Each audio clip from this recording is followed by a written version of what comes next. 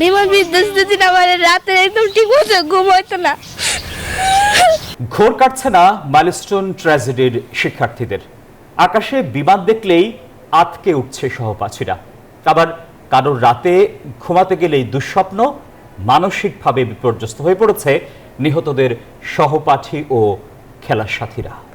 মনোরোগ বিশেষজ্ঞদের শঙ্কা, এভাবে চলতে দিলে শিশুরা ভুগতে পারে আত্মহত্যা প্রবণতা সহ নানা জটিলতায়। রিশাদ হাসান জানাচ্ছেন বিস্তারিত। দূর আকাশে উড়ে যাওয়া বিমান আজ শিশুদের কাছে আবু ইসহাকের চিরায়ত গল্প মহাপতঙ্গের মতন। আকাশে উঠতে দেখলেই মনে করিয়ে দেয় মাইলস্টোন ট্র্যাজেডি।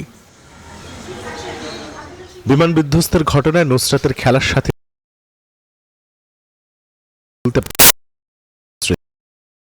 বলতেই কান্না তানহা।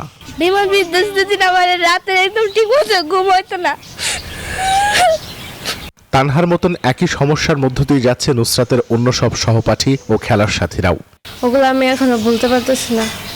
আমার এগুলো মনে হলে অনেক খারাপ লাগে।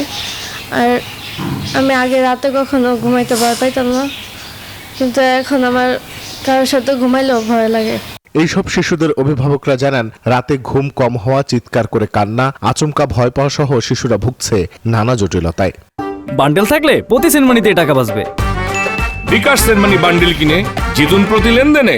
মা ও কি সত্যি মারা গেছে, মা ও কি সত্যি পুড়ে গেছে, বারবার জিজ্ঞেস করতেছে।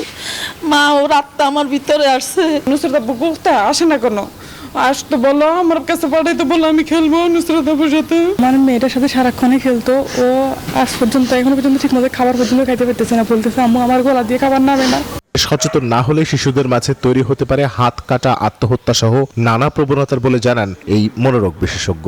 অ্যাকিউট স্ট্রেস, তার ভিতর উদ্বিগ্নতা থাকবে, ঘুমের সমস্যা থাকবে, মনোযোগহীনতা থাকবে, কাজে কর্মে মন দিতে পারবে না, বিরক্তি ও খিটখিটে ভাব থাকবে, খাদ্য গ্রহণে অনীহা থাকবে এবং নানান ধরনের চিন্তায় তার আচ্ছন্ন থাকবে বলে দেখা যাবে যে কারো কারোর মধ্যে নিজেকে আঘাত করার, হাত কাটার প্রবণতা তৈরি হয়েছে, কারোর মধ্যে আত্মহত্যার প্রবণতা তৈরি হতে পারে।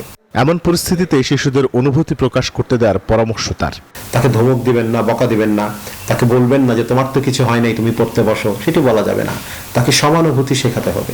তার সহপাঠী নিহত হয়েছে, আহত হয়েছে, সুতরাং এই 2-4-5 দিন যদি সে শোক প্রকাশ করে, পড়ালেখা না করে, সেটিকে একটি স্বাভাবিক শোকের প্রতিক্রিয়া হিসাবে গণ্য করতে হবে।